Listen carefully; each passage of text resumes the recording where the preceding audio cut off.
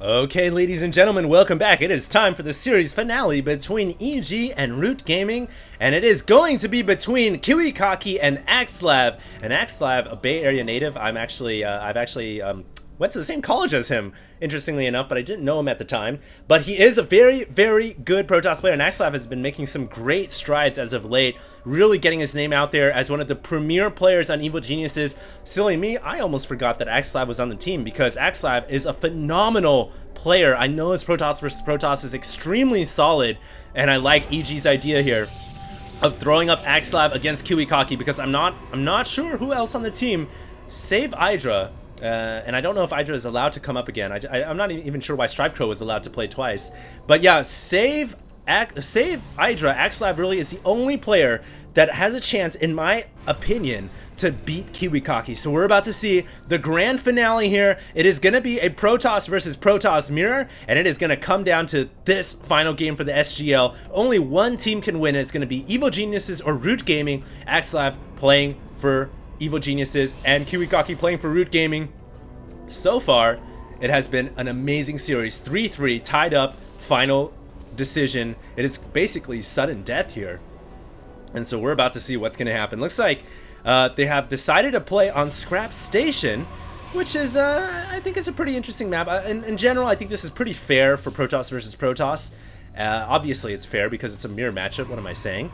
But it's an interesting map because there's this kind of backdoor area right here overlooking the natural, and you can actually throw pylons around here and warp right into the natural expansion as well.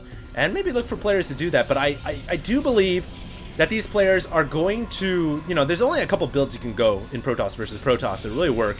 4-gate, 3-gate with expansion is very powerful as well. You can try to go for early Stargate. Usually Stargate units aren't that effective, but eventually almost all Protoss versus Protoss games dwindle down to Colossus Wars. And essentially it's kind of a War of the Worlds scenario with massive lines of Colossus just trying to obliterate one another. So yeah, it's going to come down to something like that in my opinion. Dark Templars are a possibility as well. They're really effective in almost every matchup. And so we'll see what happens. It looks like Axlab going to throw up a Cybernetics core, standard gas timing right here. And meanwhile, it looks like Root KiwiKaki, also very standard, everything looking safe. Notice their building placement really, really tight and secure into the mineral line, and I think the reason for that is just to make the base easier to manage. Your forces are not so, you know, stuck around the map, and you have more building space. And on top of that, if any zealots do try to come in the mid to late game, you can easily maneuver and even in the early game, you can easily deal with that because of your nice building placement.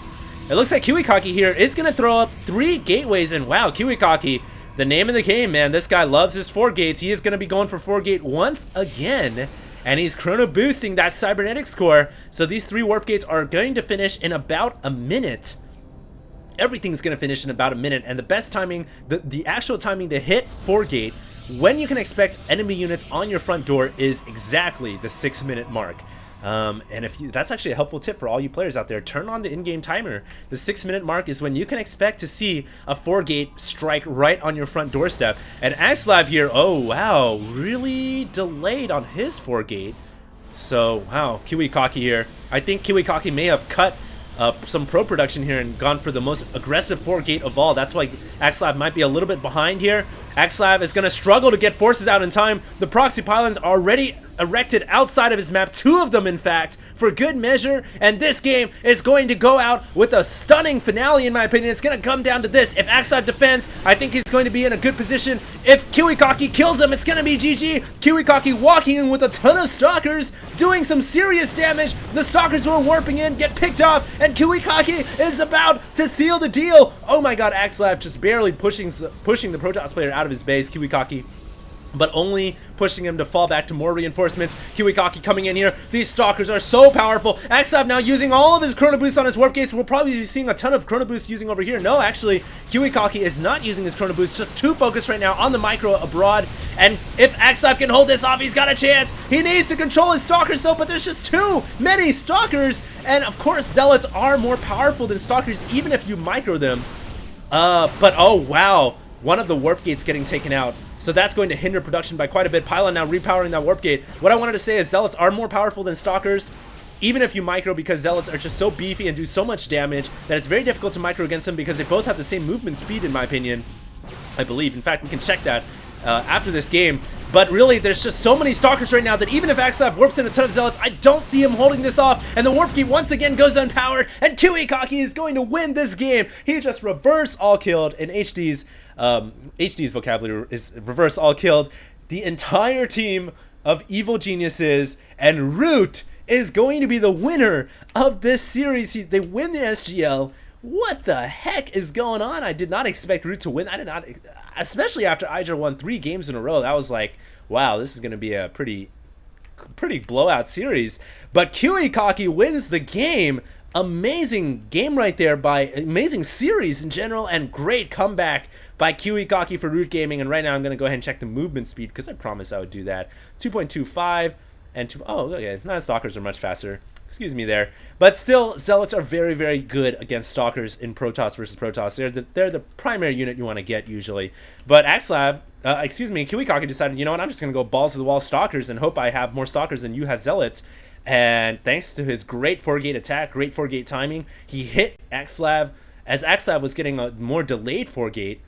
And unfortunately for Axelav, things didn't pan out as they could have. And that is going to be it. HD signing out. Thanks for tuning in, guys. Make sure to subscribe and stay tuned. And also, I do want to drop one more bomb for all of you guys out there. I know I mentioned the HD World Tournament a while back.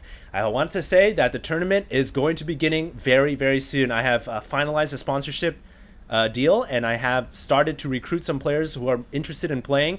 Of some of the players that will be playing in the HD World Tournament, TLO will be playing, White Row will be playing, and some other big names, Hydra as well. So hopefully you guys stay tuned for that. That's going to be coming out soon. And of course, much love to all the fans out there, and thanks for thanks for staying tuned and supporting me for my entire period of time that I've been casting.